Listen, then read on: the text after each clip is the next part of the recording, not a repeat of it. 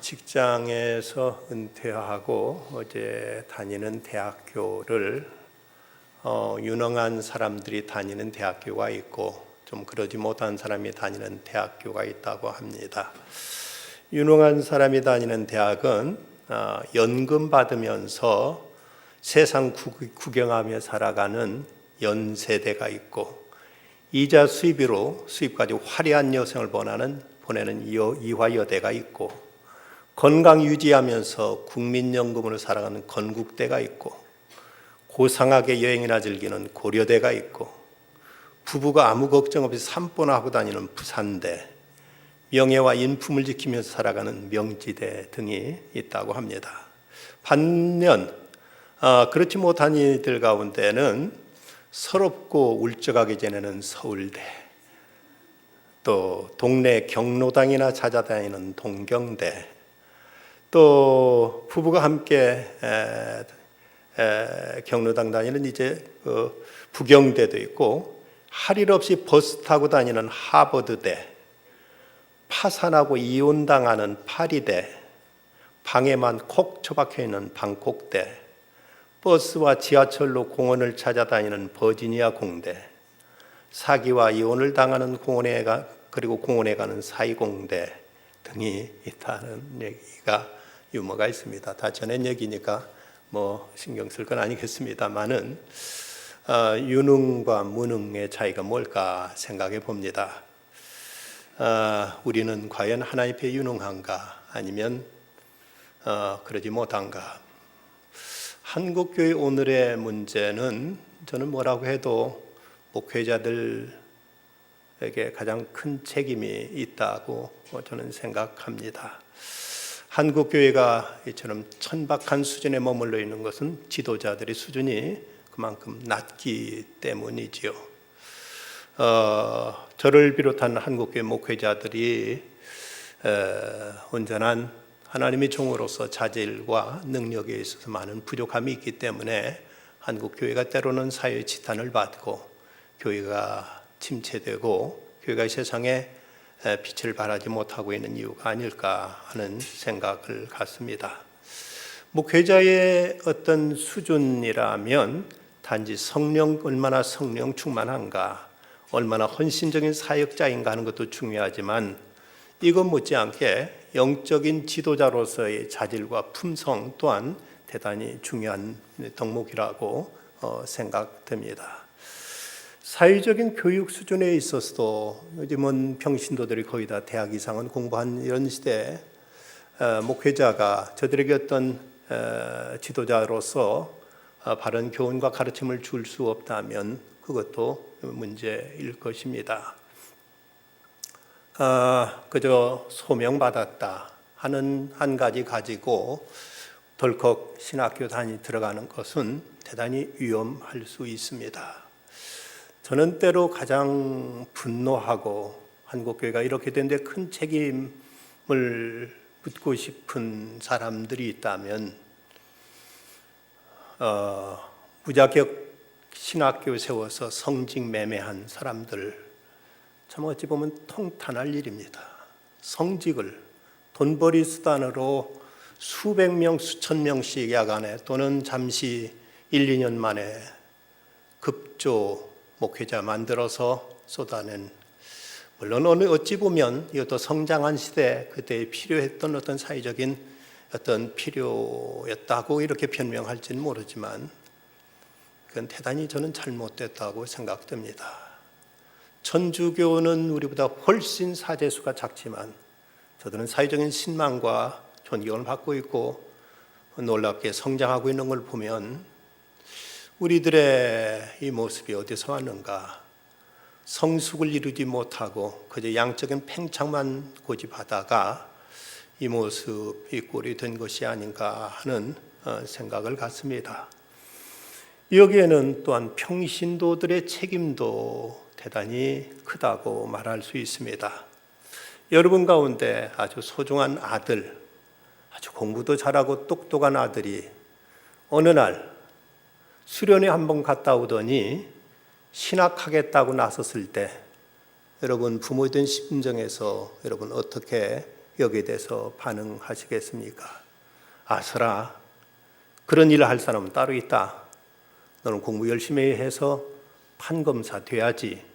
그런 목사나 전도사는 그냥 좀 부족한 사람이 가도 된단다라고 생각한다면 이 또한 얼마나 성직에 대한 모독이 될 수 있을까 생각해 보면 이 모든 일이 한국의 오늘의 현실에 대해 참으로 아픈 마음으로 오늘의 우리의 부끄러운 자화상을 발견하게 됩니다. 저는 저 자신 스스로 많은 부족을 알고 있기 때문에 어쩌면 나보다 더 훌륭한 목회자가 이 교회를 다니면서 목회하면 교회는 더 훨씬 부흥하고 교회는 더 아름답게 성장해 나갈 수 있을 텐데 내가 혹시라도 이걸 가로막고 있는 건 아닌가 하는 이런 두려움, 부끄러움, 자책도 갖게 돼서 그렇다고 목회자가 아무 때나 아무렇게 내팽개칠 수 있는 일도 아니라서 언제 어떻게 결단해야 될까 하는 고민도 종종 하고 있습니다. 뉴질랜드 북쪽에 있는 그레이트 베리어라는 섬 해안에 고래가 약 140마리가량이 집단 떼죽음을 당했던 적이 있었습니다. 고래가 무치로 올라와가지고 바다로 돌아가지 않고 거기서 그대로 질식사 해버리고 만 것이죠. 왜 이런 일이 일어났을까? 해양학자들이 연구한 결과 고래들이 그렇게 떼지어 다닐 때는 거기에도 반드시 지도자가 있다고 합니다. 그런데 그 지도자 되는 고래 한 마리가 그만 방향 감각이 잘못돼 가지고 육지로 올라와서 거기서 이제 바다로 돌아가지 않는 바람에 무려 140마리나 되는 고래가 떼죽음 당하는 이런 참사가 있었다는 것입니다. 지도자를 잘못 만날 때 이런 어려움, 이런 불상사가 일어날 수 있고 그런 면에서 모든 일에 있어서 훌륭한 지도자를 만난다는 것은 큰 복입니다. 제가 아는 어떤 분은 이분이 교회에서 많이 힘들어하면서 하는 얘기가 그저 다른 것도 없고 믿고 존경할 만한 목사님 밑에 신앙생활을 했으면 이것 이상 더 바랄 게 없겠다고 이런 얘기를 하는 소리를 들었습니다.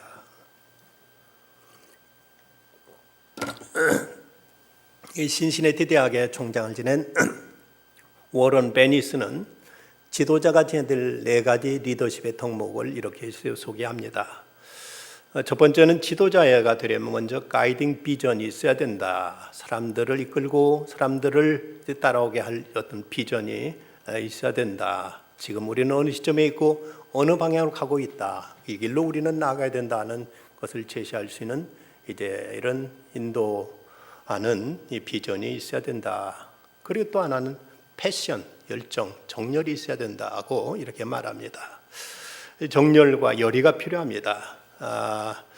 어떤 상황에서도 낙심하지 않고 거기에 불구리 투지로 열정을 가지고 매달리는 이런 뜨거운 가슴을 지녀야 된다고 말했습니다. 또 하나는 인테그리티, 성실성이 필요하다. 자기 자신을 성실하게 관리하고 또 자기 맡은 덕목, 자기 사역에 대해서 성실하게 임하는 이런 성실성이 필요하다. 또 하나는 용기가 있어야 된다. 추진력이 있어야 되고 어떤 위험과 난관에도 낙심하지 않고 이것을 뚫고 나갈 수 있는 이런 투지와 용기가 필요하다고 말했습니다. 오늘 우리가 배우게 되는 아볼로, 이 사람은 참 훌륭한 지도자, 참 귀한 자질을 가진 교회의 지도자였다고 이렇게 판단할 수 있습니다. 그는 알렉산드리아 출신 유대인으로서 로마 신화에 나오는 그 아폴로신, 태양신인 아폴로신의 이름을 따서 여기서 유래된 아볼로라는 이름을 가졌는데, 그런데 그 이름의 뜻은 파괴자 또는 침략자라는 뜻을 가지고 있다고 합니다. 그는 브리스길라와 아굴라로부터 가르침을 받았고 아가야로 건너가서 복음을 전했고 후에 고린도에서 사역을 했습니다. 그 신약 성경에 보면 사도행전, 고린도전서, 디도서 이 3권의 책에만 그 이름이 12번 언급되고 있습니다. 먼저 아볼로의 그 출신을 보면 본문 24절에 있는 대로 알렉산드리아에서 난 아볼로라는 유대인이 에베소에 이르니라고 하여 그가 알렉산드리아 출신임을 이제 언급하고 있습니다. 알렉산드리아라면은 아프리카의 북단 이집트에서도 북쪽에 있는 신흥 도시로서 알렉산더 대왕이 자기 이름을 내고 자기 명예를 이제 과시하기 위해서 그곳에 이곳 분당처럼 계획 도시로 세운 도시가 이제 알렉산드리아라는 도시입니다. 그 당시 알렉산드리아는 로마 다음으로 세계에서 두 번째 큰 도시로 이렇게 알려져 있었고 이곳에서는 여러 나라 사람들이 와서 자유롭게 살고 있었습니다. 로마 사람도 또 헬라 사람도 이집트 사람도 유대인들도. 근데 특별히 유대인들이 그곳에 많이 살았는데 이 당시 무려 100만 가까이 유대인들이 그곳에 살았다고 이렇게 알려져 있고 이 알렉산드리아 도시는 뭐 서울에 뭐 분당 같은 분당구, 수정구, 또 중원구 이렇게 구가 있듯이 거기도 5개 구가 있는데 5개 구 중에서 2개 구가 유대인들이 살고 있을 만큼 유대인들이 그곳에서 막강한 영향력도 행사하고 그곳에서 비록 로마가 지배하던 시대였지만 이 알렉산드리아에서만은 자유롭게 신앙생활도 하고 그곳에서 이제 문화생활 내지는 여러 가지 이제 학문에도 정진하면서 자유롭게 살았던 이런 도시로 알려져 있습니다. 당시 그 세계 중요한 3가지 그 요소는 하나는 헬라의 철학, 로마의 법률, 히브리 유대의 종교가 3가지 이제 큰 가치로 인식되었는데 이 알렉산드리아에는 유대인들이 그곳에서 헬라 철학도 배우고 로마의 법률과 제도도 그곳에 익히면서 그러면서 유일신 신앙을 가진 여호와 신앙, 야훼 하나님에 대한 신앙을 그것을 마음대로 할 수 있었던 이런 곳이었습니다. 이곳이 더더욱 중요한 것은 여러분 성경을 읽다 보면 밑에 나나주에 70인역에라는 이 표현이 나오는 걸 볼 수가 있습니다. 이 70인역이라는 이 표현은 이것은 그 히브리 성경, 구약 성경이 히브리어로 기록되어 있고 신약 성경은 헬라어로 기록되어 있는데 히브리어로 기록된 구약 성경을 최초로 헬라어로 번역한 것이 바로 이 70인역입니다. 이곳에서 70명의 학자들이 모여서 이제 구약 성경을 최초로 헬라어로 번역하게 되죠. 물론 처음에는 유대인들, 보수파 유대인들의 반대가 있었습니다. 어떻게 하나님 말씀을 이방 글씨로 이것을 이렇게 기록하느냐 하고 여기에 대한 반론도 제기됐습니다만은 그러나 이 알렉산드리아라는 도시는 상당히 이런 국제적인 도시로서 사람들의 생각이 많이 오픈되어 있었고 개혁적이고 개방적이었습니다. 그러다 보니까 또 특별히 그곳에는 세계적인 도서관이 있어서 그 당시만 해도 지금으로 봐도 놀랄만한 숫자인 50만 권 내지 60만 권의 장서가 비치되어 있는 이런 엄청난 세계적인 도서관이 있었는데 이런 도서관에 하나님의 말씀이 없어서 되느냐? 이래서 이제 그 유대인 성사학자들이 이곳에 이제 하나님 말씀 성경을 비치하자. 그런데 히브리 말로 써서는 쓴 것 그대로 갖다 놔서는 사람들이 이걸 읽을 사람 없으니까 그 당시는 여기에 살고 있었던 사람들, 알렉산드리아에 살고 있었던 히브리인들도 거의가 히브리어를 할 줄 모르고 다 헬라어만 쓰고 있었습니다. 그랬던 터였기 때문에 이제 히브리어로 이제 기록된 성경이 있어봤자 사람 아무도 읽지 못한다.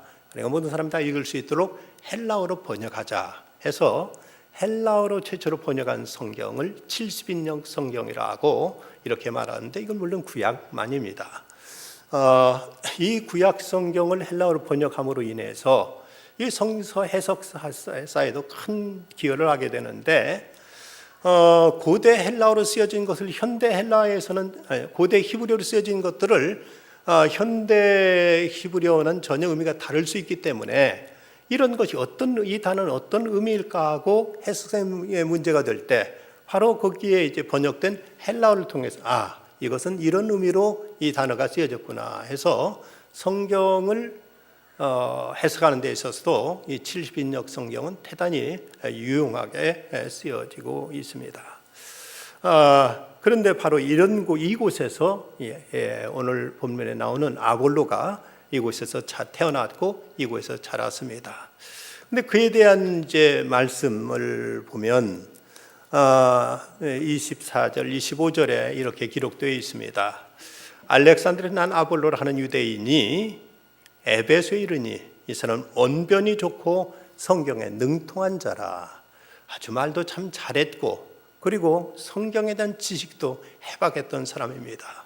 비록 그가 이방 땅에서 태어나 이방 땅에 자랐지만 어려서부터 철저하게 성경 말씀을 배웠고 그리고 그는 어떤 목회자로서 사역자로서 아주 훌륭한 자질을 가지고 이제 그는 귀한 사역을 감당했던 인물로 이렇게 소개되고 있습니다.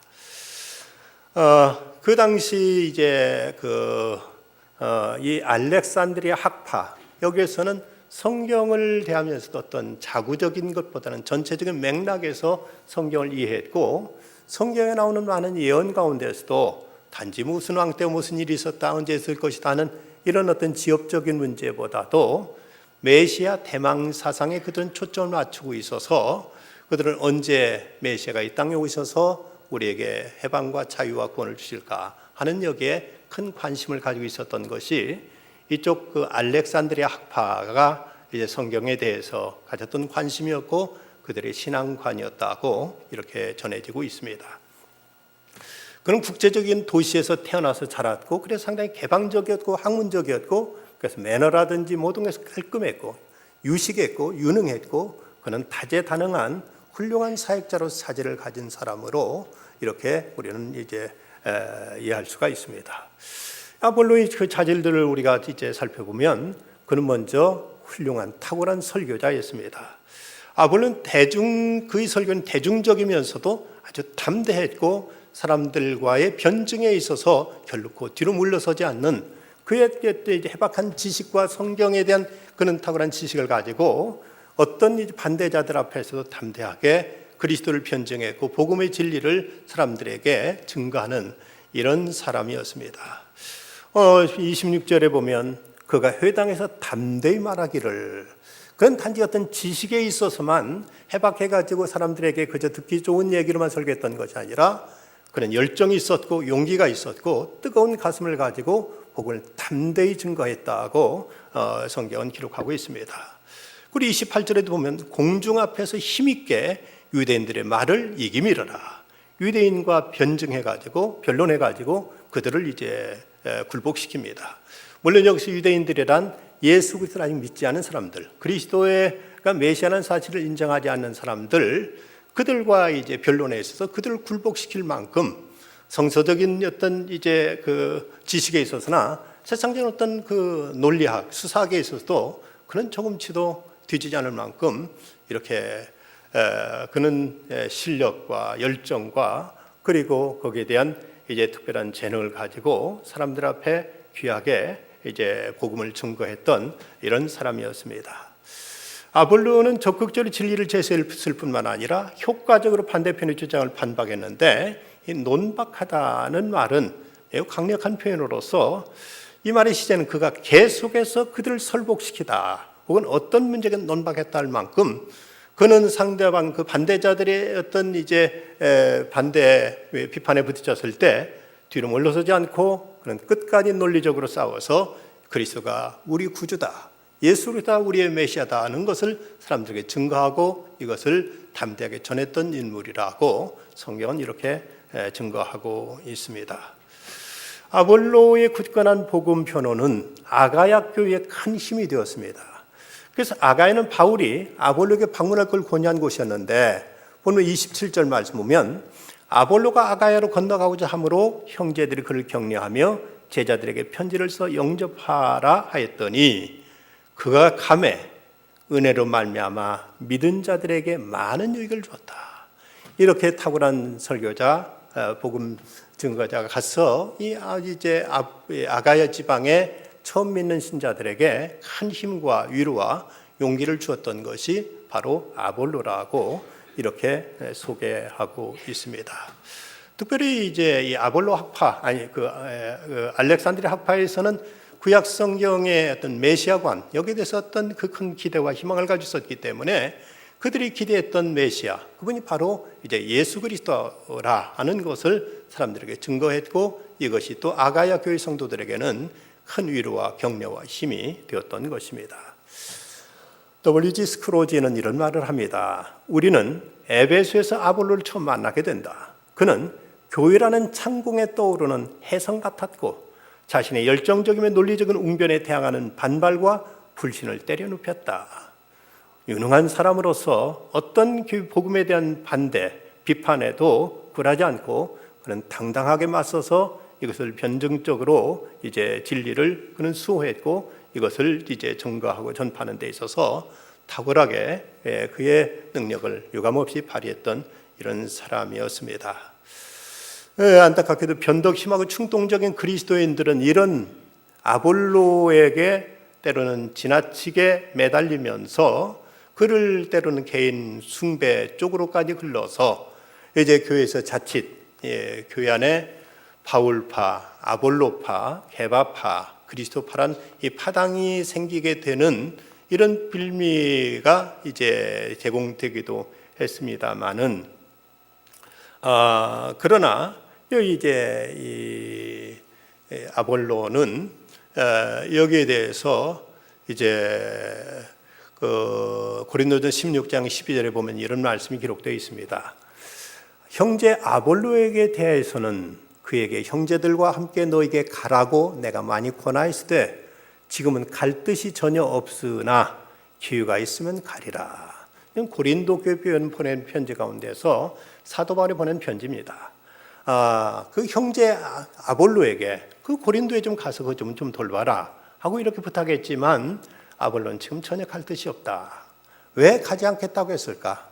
자기가 행여 지금 이 시점에 고린도 교회에 갔다가 또 자기 개인적으로 자기를 숭배하거나 자기를 따르는 사람들에 의해서 교회가 또 분파가 생기고 파장이 생기는 것을 그는 결코 원치 않아서 그는 이제 고린도에 좀 가라는 바울의 당부에도 지금은 갈 뜻이 없다. 지금은 갈 때가 아니다. 가서 오히려 교회를 하나 되게 하기보다는 오히려 그거에서 분란을 이길 수 있기 때문에 지금은 가지 않겠다고 대답한 걸 보면 결국 아볼로 자신이 자기 파당을 만들거나 자기 세력을 만들려고 했던 것이 아님을 우리는 알 수가 있습니다.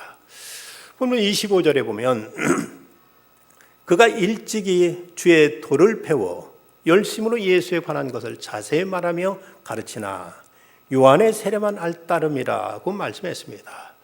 아볼로는 세련된 웅변과 원래 열정도 가지고 있었는데 여기 열심이란 말은 문자적으로는 마음이 끓는 boiling in spirit, 마음이 끓어오른다, 부글부글 끓을 만큼 이런 마음의 가슴이 뜨거운 가슴을 가졌던 사람이라고 이렇게 얘기합니다. 어찌 보면 많은 지식을 가진 지성인들은 냉철하고 여간해서 마음이 움직이지는 않습니다. 그런데 이 아볼로는 대단한 학식과 성경에 대한 그 해박한 지식을 가지고 있으면서도 그에게는 마음이 끓어오르는 열정이 있었다고 성경은 그에 대해서 이렇게 소개하고 있습니다. 지성과 함께 열정이 있었다는 이 모습 보면 그는 단순히 그저 세상 지식 많고 사람들에게 그저 듣기 좋은 얘기나 하고 어떤 이제 자기 지식, 자기 알고 있는 것을 과시하는 이런 사람이 아니라 복음에 대해서, 그리스도에 대해서 뜨거운 마음으로 이걸 전하고자 하는 이런 열정이 그에게 있었음을 말합니다.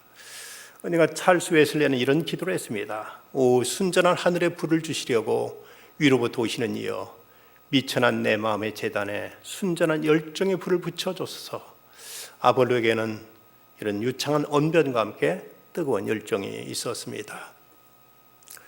빈스델 T 영이라는 신학자는 그의 책 쉽게 간파되는 성경 인물들이라는 책에서 이렇게 말합니다. 위대한 대중 설교자가 없었다는 것은 오늘날 교회들에게서 가장 우려되는 표징 중에 하나이다. 아볼로는 어디 있는가? 대중은 아볼로와 같은 설교자가 등장하면 그를 알아본다. 그리고 대중들은 아무리 큰 선풍을 일으키더라도 그가 아볼로와 같은 설교자가 아니라는 사실을 오래가지 않아서 알게 된다. 하나님께서 지나간 세대 웅변을 큰 무기로 사용하셨다. 그리고 사람의 마음에 달라졌다 해도 그 무기는 아직도 최상의 무기이다. 하나님께서는 앞으로도 계속해서 하늘의 숨결을 불어넣는 웅변의 효력을 사용하실 것이다. 확실히 이 시대는 참 뜨거운 이제 가슴을 토하는 이런 설교가 많이 식어져 있는 오늘의 현실을 보면 이 아볼로 같이 이렇게 해박한 지식과 그리고 그의 이제 달변에다가 그러면서도 그 뜨거운 열정으로 쏟아내는 복음은 많은 이들에게 큰 감동과 함께 큰 영향력을 끼쳤음에 틀림이 없습니다. 그는 또한 성경의 해박한 성경에 이제 통달한 자였습니다. 그가 24절에서도 기록되어 있는 대로 알렉산드르 난 아볼로라는 유대인이 에베소 유대인이 이 사람 언배해주고 성경에 능통한 자라. 성경에 능통했습니다. 비록 그가 이방 땅에서 태어나서 그곳에 살았지만 그곳에서도 하나님 말씀에 대한 훈련은 철저했고 어려서부터 그 훈련이 그에게 이제 아주 그 어떤 몸으로 체득될 만큼 그가 열심히 말씀을 배웠다고 기록하고 있습니다. 또 25절 그가 일찍이 주의 도를 배워라는 이 표현은 구술, 입을 통해서 이제 교육했던 것을 의미하는 표현인데 아볼로는 특별히 구술 교리의 교육 과정을 받았던 거 보입니다. 헬라어의 배우다라는 이 단어는 영어의 문답식으로 가르친다는 이 단어와 어원적으로 같다고 합니다. 그래서 이 아볼로는 어려서부터 철저하게 말씀에 대해서 문답하면서 말씀을 배웠던 것으로 이렇게 알려져 있습니다. 19장에 보면은 아볼로가 고린도에 있을 때 바울이 윗지방으로 다녀 에베소에 와서 어떤 제자들을 만나 이르되 너희가 믿을 때 성령을 받았느냐? 이때 아니라 우리는 성령의 계심도 듣지 못하였노라. 바울이 이르되 그러면 너희가 무슨 세례를 받았느냐? 대답하되 요한의 세례다. 여기 아볼로가 처음에는 그 이방 땅에 살기 때문에 예루살렘에 있었던 예수 그리스도의 부활과 십자가 그리고 성령 강림에 대해서는 아직 모르고 있었습니다. 그런데 이제 바울로부터 이제 성령 세례를 듣게 되고 그리고 이때부터 그는 성령의 세례를 받아서 또 이제 여기에 성령의 능력을 가지고 복음을 전한 것으로 이렇게 이제 알려져 있습니다. 아볼로는 또한 세심한 성경 강해자였습니다. 그가 이 이야기를 쓰고 있는 세심한 성품이 누가처럼 아볼로가 주의 깊게 자신이 가르치는 사실과 자료들을 검토했는데 25절 그가 일찍이 주의 도를 배우고 열심으로 예수에 관한 것을 자세히 말하며 가르치나 자세히 말하며 가르쳤다는 이 모습 속에서 그가 학자적인 이런 성경 연구의 자세가 여기 드러납니다. 성경을 언성으로 눈을 훑어보는 것이 아니라 데살로니가 교회 사람들처럼 이 말씀이 그러한가 하여 말씀을 깊이 관찰하고 이 말씀을 깊이 이것을 이제 연구하고 해석해서 이걸 또 자세히 사람들이 가르치고 하는 훌륭한 성경 교사이기도 했습니다. 아볼로가 성경에 정통했다는 사실로 볼 때 어떤 이는 그가 어쩌면 신약 성경 가운데 그 기자가 불분명한 히브리서의 기자가 아니었겠는가 하고 이렇게 추측하는 사람이 있는데 그중에 특별히 마틴 루터가 그렇게 맨 처음 주장을 했습니다. 또 D.N. 알포드는 강력하게 이 견해를 지지했고 이 견해 아직도 많은 사람들로 상당한 지지를 받고 있는 것도 사실입니다.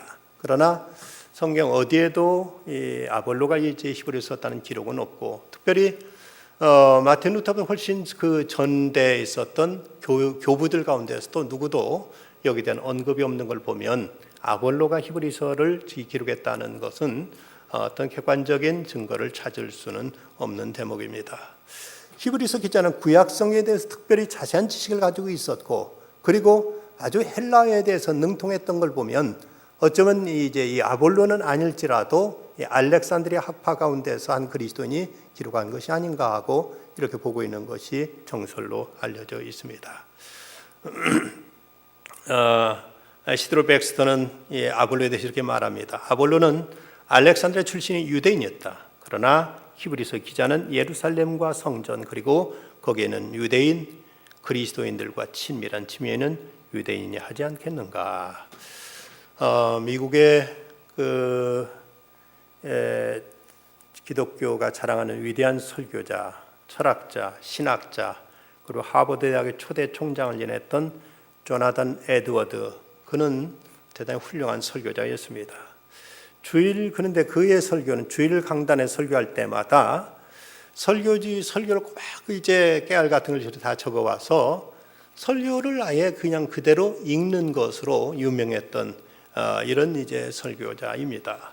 그런데도 그의 설교는 놀라운 영향을 끼쳤고 이제 그는 설교를 이제 설교 그 글자 설교 원고에 있는 글자 하나도 놓치지 않으려고 뚫어지게 원고를 쳐다보면서 호롱불에 비춰서 설교 원고를 읽으면서 설교했다고 했는데 왜 그렇게 하느냐고 물었더니 그가 이런 대답을 했다고 합니다. 행여나 성령이 말씀하라고 하는 그 말씀을 내가 옆에 제쳐놓고 원고 없이 내가 설교하다가 나도 모르게 내수를 할지 모른다. 그러면 철저하게 설교 원고에 적힌 말씀만 전하리라, 복음만 전하리라 하고 이러면서 그는 이제 원고에 적힌 그대로 또박또박 읽으면서 설교를 했는데 그의 설교 가운데 진노하는 하나님의 손에 붙들린 죄인들이라는 이 설교도 보면 내용으로 보면 신학교 강의안이라고 말할 정도로 딱딱한데도 이 설교를 듣고 그 이제 청중들은 울면서 통곡하고 그들은 이제 쓰러져서 자신들의 죄를 막 자복하고 회개하는 이런 일들로 인해서 미국의 대각성 운동에 불길을 붙인 사람이 바로 조나단 에드워드인데 그런데 이 아볼로는 어쩌면 이 조나단 에드워드보다도 더 그는 이제 지성에서도 구비됐을 뿐만 아니라 열정을 가지고 그는 이제 끌어오는 심장을 가지고 사람들에게 감성과 영성을 함께 그들의 영성에 호소하면서 복음을 전했던 사람이었습니다. 그런가 하면 그는 또한 겸손한 수용자이기도 했습니다. 의심할 것 없이 아볼로의 생에 가장 영향을 미친 사람은 누구보다도 사도 바울이라고 말할 수 있을 것입니다. 그는 멀리 알렉산드리아 도시에 살고 있었기 때문에 아직 예수 그리스도에 대해서 세례 요한을 통해서 증거된 부분까지는 들었지만 아직 예수님의 부활과 십자가와 부활 그리고 오순절 강림에 대해서 모르고 있었는데 바울에 의해서 이제 오순절 성령 강림에 대해서는 들었고 그리고 성령 세례도 그는 받게 됩니다. 이런 점에서 이제 이 아볼로는 바울로부터 큰 영향을 받습니다만은 그러나 바울 그 다음으로 아볼로에게 영향을 준 사람이 있다면 바로 오늘 성경에 나오는 브리스길라와 아굴라라고 얘기할 수 있습니다. 브리스길라와 아굴라 로마서 16장에 보면은 너희는 그리스도 예수 안에서 나의 동역자들은 브리스가와 아굴라에게 문안하라. 그들은 내 목숨을 내 자기들의 목까지도 내어놓으나니 나뿐 아니라 이방인의 모든 교회도 그들에게 감사한다 하고 이렇게 말하고 있습니다. 재미있는 것은 브리스길라 아굴라 이들은 부부인데 아굴라는 남편이고 브리스길라는 여성입니다. 아내입니다. 그런데도 성경에 많은 여러 경우에 있어서 브리스길라 이름이 먼저 언급되고 있습니다.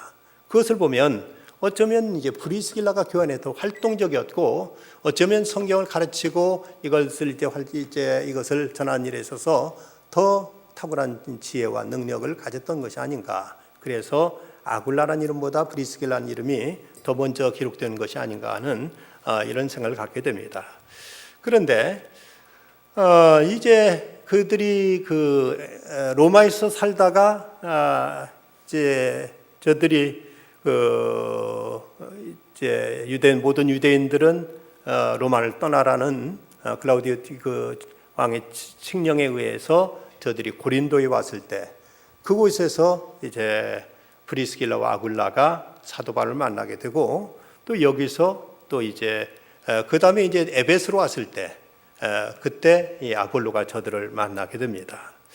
그런데 그의 정열과 열정으로 설교하는 그 설교 모습이 참으로 많은 사람에게 큰 감동과 큰 사람들에게 관심을 끌게 되는데 그런데 아볼로가 비록 능변이고 성경에 정통했다 해도 그의 설교는 뛰어나고 감동적이었지만 그러나 아직 그의 설교 가운데 미진한 부분 즉 그리스도의 십자가와 부활이 빠져 있는 것을 보고 이 브리스길라와 아굴라가 그를 조용히 데려다가 집에서 가르칩니다.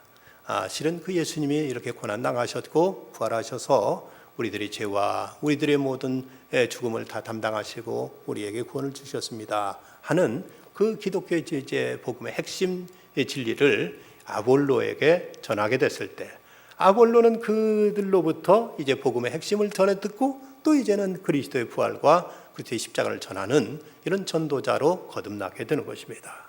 그런데 한 가지 여기서 우리가 생각할 것은 브리스길라와 아굴라는 평신도입니다. 그리고 아볼로는 전문적인 복음 사역자입니다. 그런데 어찌 보면은 평신도인 저들이 목사님 그거 아니거든요. 이게 맞거든요. 하고 불러다 얘기했을 때 그 얘기를 달게 받고 그대로 수용한다는 것은 참 쉽지 않은 일이었을 것입니다. 그러나 성경에 보면 전혀 여기에 대해서 어떤 이유도 어떤 자기 주장도 내세우지 않고 브리스길라와 아굴라가 전해주는 그 복음 메시지, 이것을 그대로 이제 받아들여서 또 이것을 그대로 가서 전하는 이 모습 속에서 이 아볼로는 얼마나 젠틀한 사람이고 겸손한 사람이고 얼마나 수용적인 사람이고 얼마나 그 생각에 합리적이고 얼마나 그 생각에 이제 스마트한가를 우리가 알 수 있습니다. 우호적인 분위기 속에 하나님에 대한 아볼로의 불완전한 지식을 보충하는 것은 이것이 참 쉽고 자연스럽게 이루어집니다. 어찌 보면 이건 참 어려운 일이고 불편한 일일 수 있고 자칫 오해와 반발을 일으킬 수 있는 일임에도 불구하고 아볼로가 여기에 대해서 전혀 이의를 제기하지 않고 자기 어떤 다른 주장을 내세우지 않고 달게 그들의 이제 가르침을 그대로 받아들이는 모습 속에서 아볼로의 인격, 그의 그 말씀에 대한 열린 자세, 진리에 대한 그의 이제 구도자적인 태도, 이런 모습이 그대로 나타나 있는 것을 볼 수가 있습니다. 항상 배우는 젊은 그리스도인이 학문적으로는 자기에게 뒤떨어져도 영적으로는 더 성숙한 그리스도인의 성경에 대한 경험적인 지식과 하나님께 대한 그 지식을 가르치는 것을 받아들임으로써 막대한 이제 자기 유익을 얻게 되는데, 아볼로는 이런 면에서 열린 사람이었고 이런 면에 있어서도 누가 얘기하든지 그거에 대해서 아무런 선입관 없이 거부감 없이 그대로 수용하고 받아들이는 이런 인물이었습니다. 한국 교회가 존경하는 신학자 가운데 한 분이 박윤선 목사님이라는 분이 계십니다. 성경을 보면 박윤선 주석이 있어서 신구약을 이분이 주석을 냈는데 성경을 신구약 주석을 한다는 건 거의 이제 상상하기 어려울 정도인데, 이분이 그렇게 생계해박한 분이고 한국교회 대표적인 신학자 중에 한 분입니다. 그런 분인데 한국교회가 다 존경하는 대단한 성사학자인데, 그런데 이 목사님이, 이 박윤선 교수님은 때로 제자들에게도 부탁해서 우리 집 와서 가정예배 좀 인도해 달라고 이렇게 부탁을 한답니다. 그럼 이제 이 교수님이 이렇게 저기 하니까 차마 저 공자 앞에 문자 쓰는 것 같지만 그러면 너무 진지하게 이제 부탁하니까 차마 거절 못하고 가서 말씀을 전하러 이제 가게 예배를 인도하러 가면은 이 백발에 성성한 노 교수님이 상석을 그 새파란 젊은 목사한테 내놓고 거기 앉게 한 다음에 이 목사님이 목사님 말씀해 주십시오. 종이 듣겠습니다. 이러면서 무릎 딱 꿇고 겸손하게 그 제자 목사의 설교를 듣곤 하는 이런 분으로 박윤선 목사님 참 겸손하고 이분 참 훌륭한 성사학자로 이렇게 존경하는 분으로 알려져 있습니다. 그런데 아볼로도 역시 그는 이제 심지어 평신도한테도 그는 달게 말씀을 받고 그 말씀과 그 진리를 그대로 수용하는 모습을 통해서 열린 모습을 찾아보게 됩니다. 오늘날 이 시대는 설교의 위기 시대라고들 많이 얘기합니다. 누가 좀 장황한 얘기하면은 대뜸 하는 소리가 야 설교하지 마 하고, 대뜸 더 이상 어떤 재미없고 지루한 얘기하면 설교라고 이런 말을 쉽게 하고, 설교를 짧게 하는 자는 복이 있나니 또 청함을 받을 것이요, 여자의 치마와 설교에는 짤북스러운 매력이 있나니 뭐 이런 얘기까지 다 나올 정도로 점점 말씀에 대한 사람들의 어떤 사모하는 마음이 식어지고 있는 시대입니다. 이런 시대에도 이 아볼로와 같은 이런 열정적이고 그리고 참으로 탁월하게 준비된 실력에 있어서나 그의 매너에 있어서나 그의 모든 자세에 있어서 이렇게 뜨겁게 말씀에 붙들려서 이것을 전하고 증거하는 이런 지도자가 어느 때보다도 필요한 시대입니다. 사도 베드로는 이렇게 말했습니다. 우리에게 명하사 백성에게 전도하되, 또 이 말을 달리 설교하되라고 이제 이렇게 말했고, 또 사도 바울도 만일 복음을 전하지 아니하면, 설교하지 아니하면 내게 화가 있을 것이미로다라고 이렇게 말했습니다. 아볼로는 인기 있는 설교자였습니다. 그러나 그것은 그리스도에 대한 뜨거운 사랑과 성령에서 나온 이런 능력이었습니다. 어떤 사람이 강철왕 카네기에게 이런 질문을 했습니다.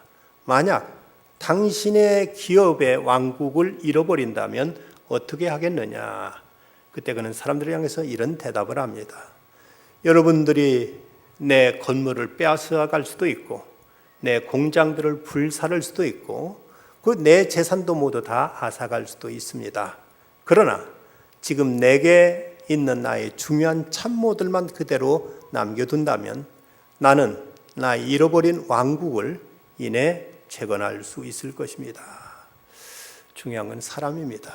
초대교회가 이렇게 놀랍게 부흥하고 복음의 역사가 뜨겁게 타오를 수 있었던 것은 사도 바울과 같은 사람도 있었지만 또 아볼로처럼 준비된 자질을 갖춘 훌륭한 열정의 복음 전도자가 있었기에 복음이 땅끝까지 퍼져나갈 수 있었습니다. 훌륭한 인재만 있으면 어떤 악조건 하에서도 성공할 수 있고 도약과 발전을 기대할 수 있습니다. 그래서 어떤 이는 이런 기도를 합니다.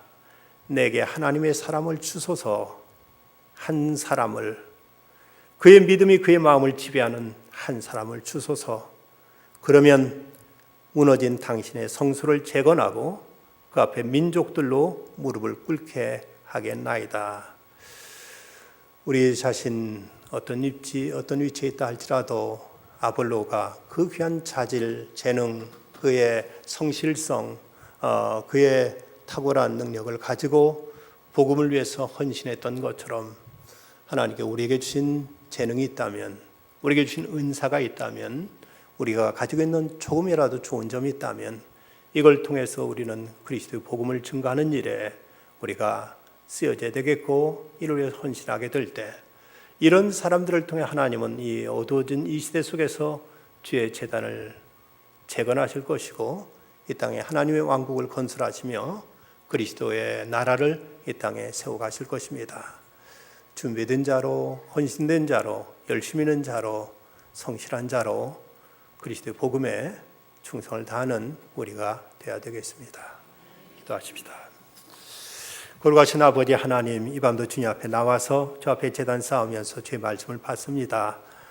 아볼로, 저는 그에 대해서 많은 걸 알지 못했지만 이런 성실성이 있었고 그런 열정이 있었고 말씀에 대한 준비된 모습이 있었던 걸 보면서 주님, 저희들 이렇게 성실했다면, 이렇게 열심을 품었다면 얼마나 더 주님을 영화롭게 하고 주의 복음을 많은 사람에게 전했을 터인데 저희가 하나님 말씀을 전한 일에 외면했거나 이를 위해서 최선을 다하지 못한 모습을 주여 용서하여 주시옵소서. 늘 하나님의 부르심 앞에 준비된 자로 주 앞에 쓰임받게 하여 주시고 무엇보다 죽어가는 영혼들 살리며 저들에게 그리스도의 복된 소식 전한 일에 저희들의 정성을 다하게 하여 주시옵소서. 복음 들고 땅끝까지 나가 사역하고 있는 죄정도 오늘도 지키시고 저들을 통해 주님의 크신 뜻을 이루어 주시옵소서. 우리 수험생들 지혜와 명철 다하여 주시고 건강을 허락하여 주시고 무엇보다 기도하는 자녀들 되게 해 주시옵소서. 엘리베이터 공사가 잘 마무리되도록 주님께 끝까지 함께하여 주시옵소서. 예수님의 이름으로 기도드리옵나이다. 아멘.